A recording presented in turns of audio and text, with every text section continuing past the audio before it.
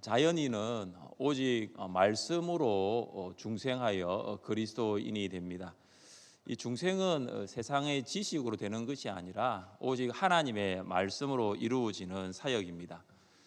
죽은 영을 살릴 수 있는 것은 오직 말씀입니다. 또한 이 자연인은 오직 성령으로 중생하여 그리스도인이 됩니다. 중생은 사람의 힘으로 되는 것이 아니라 성령의 역사입니다. 죄로 인하여 죽은 영을 살리시는 분은 성령이십니다.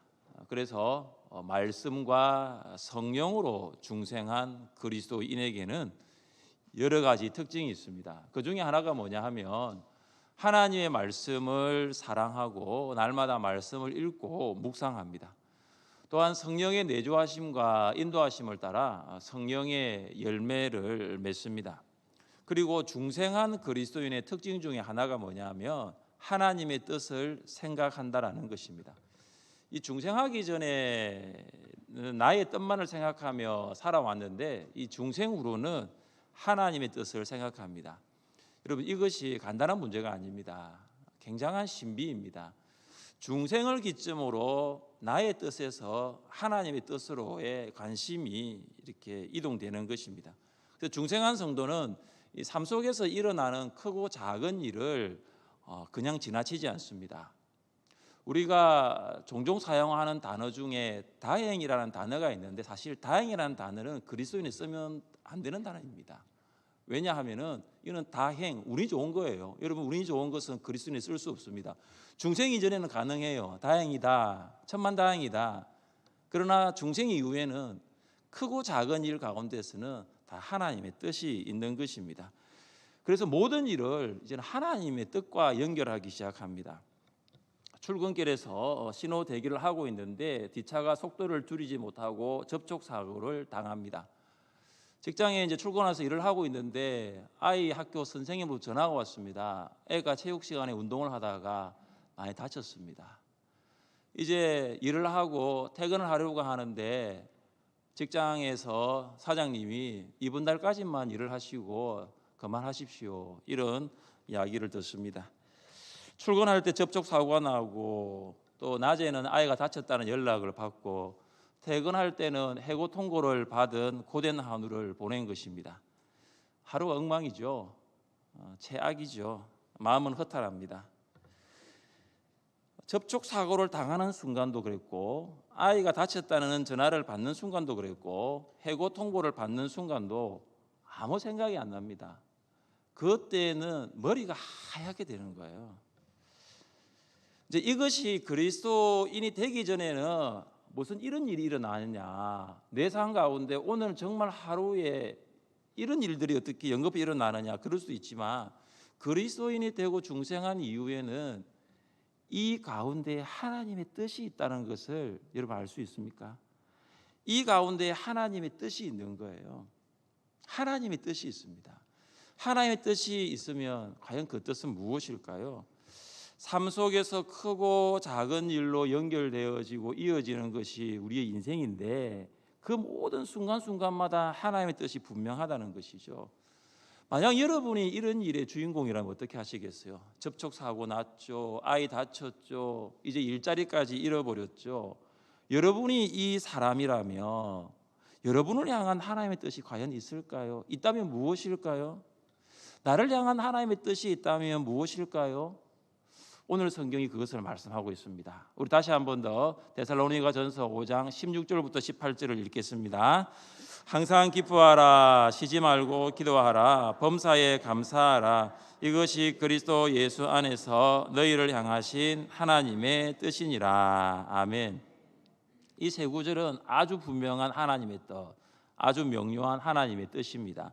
여러분을 향하신 하나님의 뜻, 나를 향한 하나님의 뜻이 무엇입니까? 첫째, 나를 향한 하나님의 뜻은 항상 기뻐하는 것입니다. 한번 따라해 보십시다. 항상 기뻐합시다. 항상 기뻐합시다. 사도 바울은 데살로니가에서 안식일 3번 동안 회당에서 복음을 전하고 예수님이 그리스도이심을 가르쳤습니다. 이 회당 예배에 참석한 유대인들이 예수님을 믿고 바울과 함께 데살로니가 교회를 세웠습니다. 이를 알게 된 다른 유대인들이 예수님 믿게 된 유대인들을 시기하고 그리고 불량한 사람들을 동원하여서 데살로니가 교회를 핍박하기 시작합니다. 바울은 데살로니가에서 베레아로 피하였지만 데살로니가 교회는 여전히 유대인들의 핍박 가운데 있었습니다. 이후 바울이 디모데를 데살로니가로 보내었고 디모데는 바울에게 데살로니가 교회에 관한 소식을 전해 주었습니다. 바울이 핍박 가운데 있는 데살로니가 교회 성도들을 격려하기 위해 본 서신을 보냅니다. 형제들아, 너희가 그리스도 예수 안에서 유대에 있는 하나님의 교회들을 본받은 자 되었으니 그들이 유대인들에게 고난을 받은 것 같이 너희도 너희 동족에게서 동일한 고난을 받았느니라. 바울은 데살로니가 교회 성도들이 고난을 받고 있지만 그들이 그 고난을 잘 견디고 있다라는 것을 알았습니다. 그들은 믿음을 지키기 위해서 말로 다 할 수 없는 신체적인 고통 그리고 심리적인 고통을 받았습니다.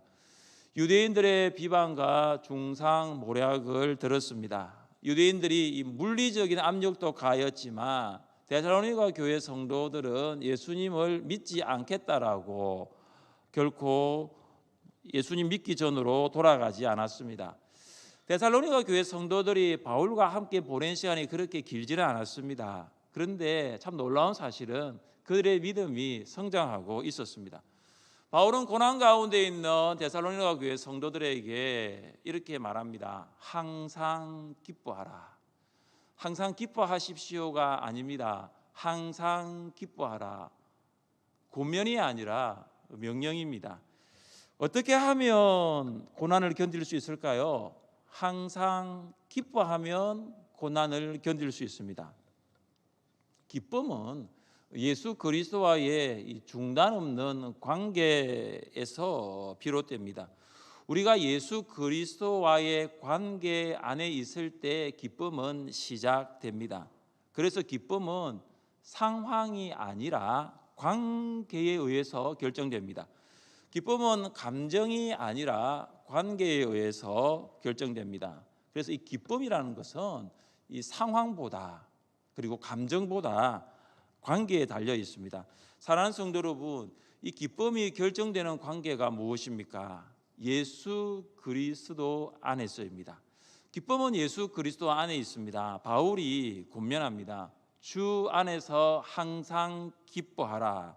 내가 다시 말하노니 기뻐하라. 감옥에 있던 바울이 감옥 밖에 있던 성도들에게 명령합니다. 주 안에서 항상 기뻐하라. 바울은 감옥 안에서가 아니라 예수 그리스도 안에서 기뻐하고 있습니다. 감옥이라는 상황이 아니라 예수 그리스도 안에서라는 관계입니다.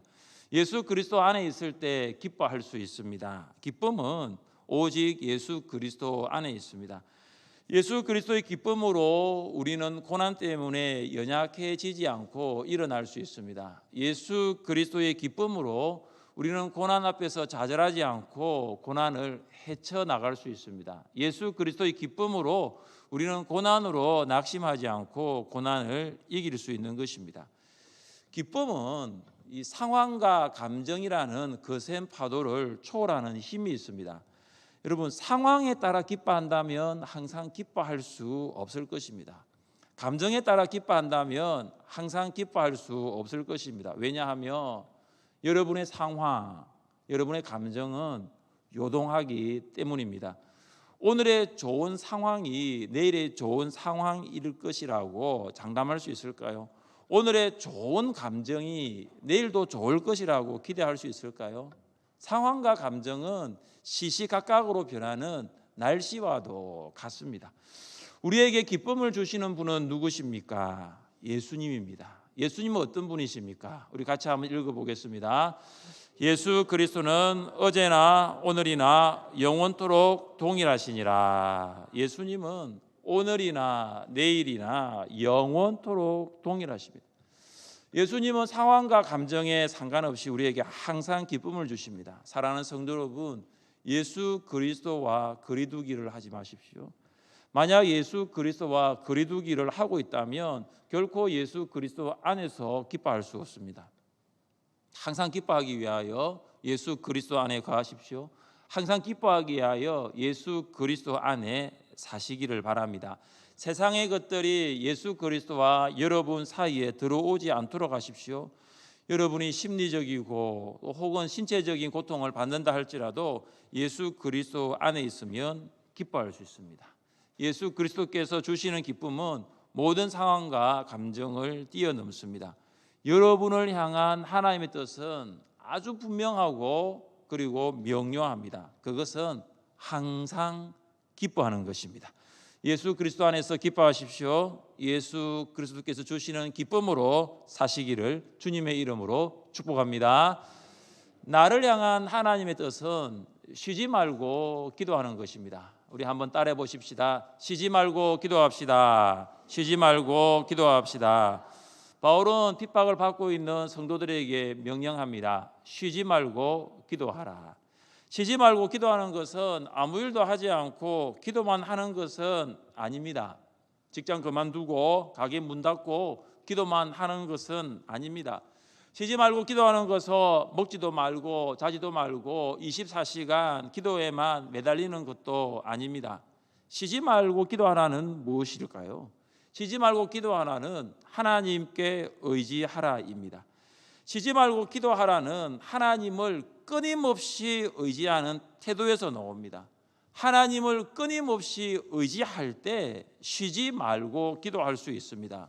왜냐하면 우리가 기도하는 대상, 우리가 의지할 대상, 우리의 믿음의 대상은 하나님이시기 때문입니다. 사람을 의지하는 성도는 결코 기도하지 않습니다. 사람을 찾아가고 사람을 만나고 도와달라고 부탁을 합니다.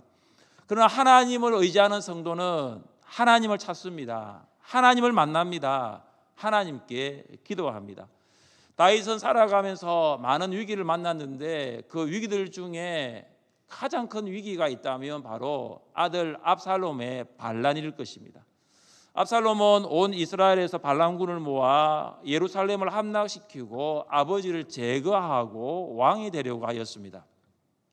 정적이 아니라 아들이 아버지를 왕좌에서 끌어내리려는 배반입니다. 또한 이스라엘의 민심이 순간 다윗에게서 압살롬에게로 옮겨가 버렸습니다. 사람들은 다윗에게 말합니다. 하나님께서 너를 버렸다라고 조롱하였습니다. 아들이 아버지를 제거하려고 합니다. 민심이 다윗에게서 돌아섰습니다. 사람들이 다윗을 조롱합니다. 이때 다윗이 무엇을 하였습니까? 다윗이 압살롬을 만나 설득하였습니까? 다윗이 사람들을 만나 마음을 돌이키려고 하였습니까? 결코 아닙니다. 그때 다윗이 무엇을 하였습니까? 내가 나의 목소리로 여호와께 부르짖으니 그의 성산에서 응답하시는도다.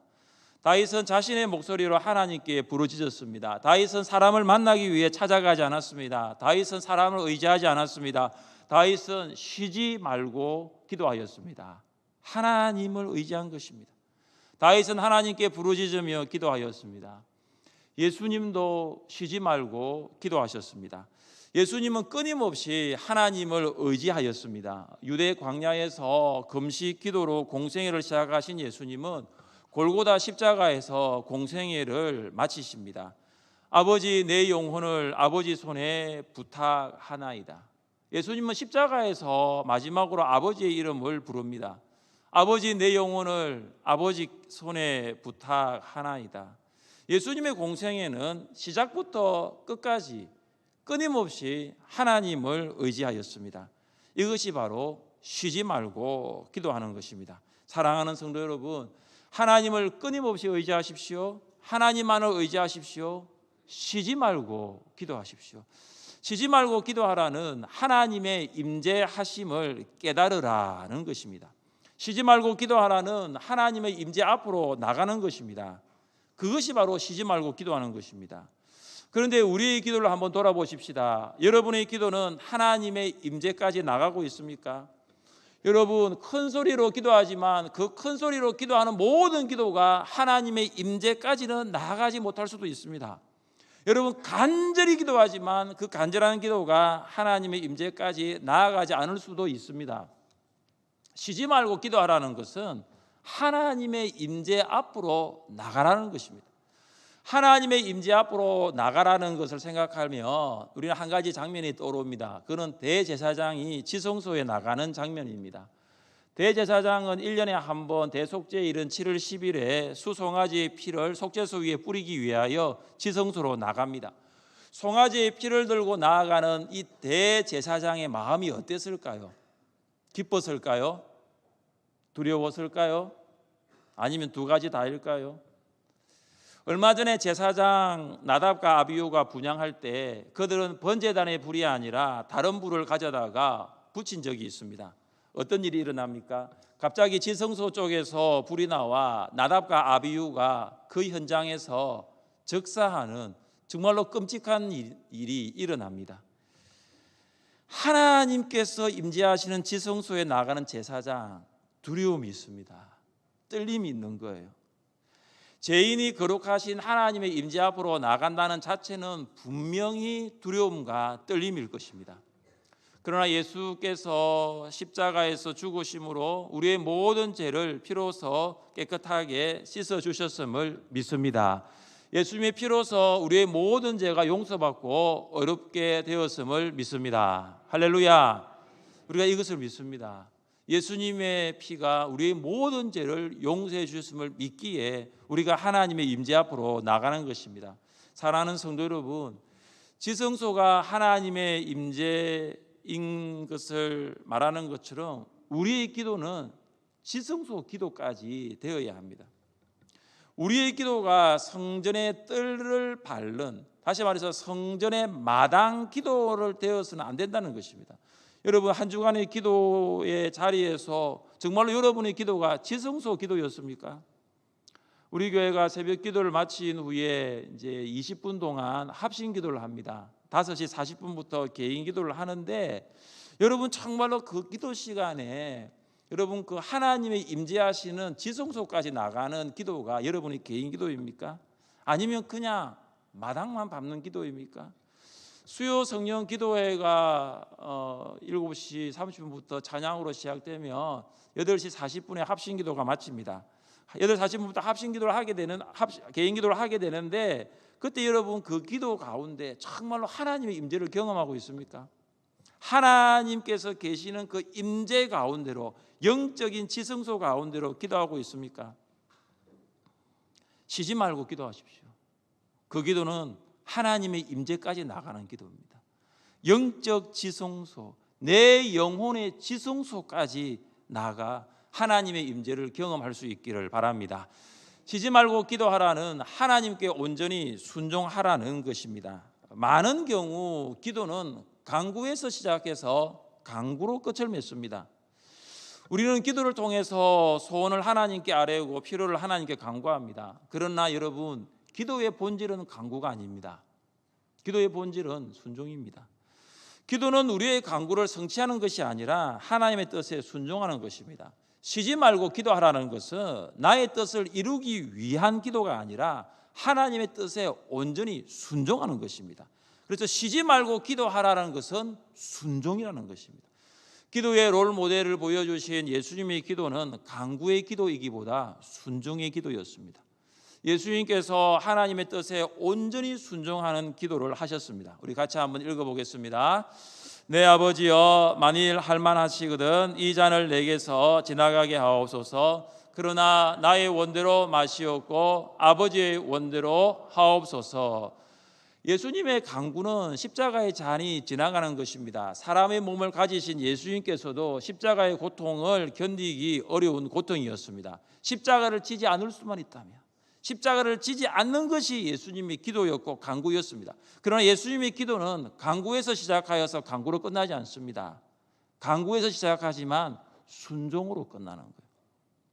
나의 원대로 마시옵고 아버지의 원대로 하옵소서. 예수님의 기도는 하나님께 온전한 순종의 기도였습니다. 이것이 쉬지 말고 기도하는 거예요. 여러분 쉬지 말고 기도하라고 해가지고 계속해서 간구만 하는 것이 아니에요. 비록 간구에서 시작한 기도이라 할지라도 순종으로 마무리되는 것입니다. 사랑하는 성도 여러분, 쉬지 말고 기도하십시오. 하나님만 의지하고 기도의 지성소까지 나가 하나님의 임재를 깨닫고 하나님께 온전히 순종하십시오. 여러분을 향한 하나님의 뜻은 쉬지 말고 기도하는 것입니다. 어려운 일을 당할 때 하나님만을 의지하고 하나님의 임재 안에서 온전한 순종으로 기도하는 여러분 될 수 있기를 주님의 이름으로 축복합니다. 셋째, 나를 향한 하나님의 뜻은 범사에 감사하는 것입니다. 한번 따라해 보십시다. 범사에 감사합시다. 범사에 감사합시다. 바울은 핍박 가운데 있는 데살로니가 교회 성도들에게 명령합니다. 범사에 감사하라. In everything give thanks. 범사에 감사하라. 여기에 사용된 전치사가 in입니다. in everything. in이에요. 감사해야 할 모든 일 때문에 감사하는 것이 아니라 for가 아니에요. 뭐뭐 때문에 감사하는 것이 아니라 in이에요. 모든 일 안에서 감사하는 거예요. 범사는 모든 상황, 환경, 모든 일입니다. 범사는 좋은 상황, 환경, 좋은 일도 포함되지만 이 범사 안에는 좋지 않는 상황, 좋지 않은 환경, 어려운 일도 포함됩니다. 성도에게는 늘 좋은 환경과 상황만 주어지는 것은 아닙니다. 성도에게 얼마든지 좋지 않는 상황과 환경을 만날 수 있고 어려운 일을 당할 수 있습니다. 어렵사리 들어간 회사에서 불신 직장 상사로 실현을 당할 수도 있고 경제적이고 심리적인 고통도 찾아올 수 있습니다. 갑자기 어려운 일을 만날 수 있어요. 이런 모든 일을 성경은 범사라고 지칭합니다. 왜 성도는 범사에 감사해야 할까요? 그것은 하나님의 주권을 믿기 때문입니다. 성도는 하나님의 주권을 믿기 때문에 범사에 감사할 수 있습니다. 하나님은 좋은 상황과 환경, 좋은 일을 주시는 분이십니다. 또한 하나님은 좋지 않는 환경과 상황, 어려운 일도 주시는 분이십니다. 그래서 범사가 하나님께 달려 있는 거예요. 하나님께서는 범사를 주관하시고 하나님께서는 범사를 다스리십니다. 성도는 좋은 일 때문에 하나님께 감사하고 어려운 일 때문에 하나님을 원망하지 않습니다. 성도는 하나님의 주권을 믿기 때문에 모든 일에 감사하는 것입니다. 욥은 하나님의 주권을 믿었습니다. 그래서 그는 하나님께 감사할 수 있었습니다. 하루에 10명의 자녀를 다 잃고 평생 모은 재산을 다 빼앗기고 심지어 자신의 육체까지 병들었지만 욥은 하나님을 원망하지 않았습니다. 하나님 욕하지 않았습니다. 그는 하나님을 찬송하며 감사했습니다. 주신 이도 여호와시요 거두신 이도 여호와시오니 여호와의 이름이 찬송을 받으실지니이다. 어떻게 욥이 하나님께 감사할 수 있었습니까? 나에게 주신 자녀, 나의 재산, 건강, 이 모든 것은 하나님이 주셨고 이것들 가져가신 분도 거두신 분도 하나님이심을 믿었기 때문입니다. 욥은 하나님의 주권을 신뢰했습니다. 욥은 그의 인생이 하나님의 손에 붙들려 있다는 것, 나의 인생이 하나님의 손 안에 있다는 것을 욥은 신뢰하였습니다. 범사에 감사하는 성도는 하나님을 완벽하게 믿는 성도예요. 잘 기억하십시오. 범사에 감사하는 성도는 하나님을 완벽하게 믿는 성도예요. 지금은 하나님의 큰 계획을 볼 수가 없습니다. 지금은 하나님의 큰 그림을 볼 수 없어요. 그러나 한 가지 확실한 것은 하나님께서 나를 이 큰 그림 안에서 인도하고 계신다. 나를 이 큰 계획 안에서 역사하고 계신다는 것을 믿는 거예요. 우리는 하나님께서 하시는 일을 다 알 수 없지만 하나님께서는 모든 상황과 모든 환경, 모든 일을 완벽하게 주장하고 주관하고 계십니다. 우리는 인생의 한 모퉁이를 돌았으면 그 다음에 대로가 있는지 그 다음에 절벽이 있는지를 알 수가 없어요. 그러나 혹시 절벽이 기다리고 있다 할지라도 우리가 하나님께 감사할 수 있는 이유가 무엇입니까? 하나님께서 우리를 붙들어 주실 것을 믿기 때문입니다.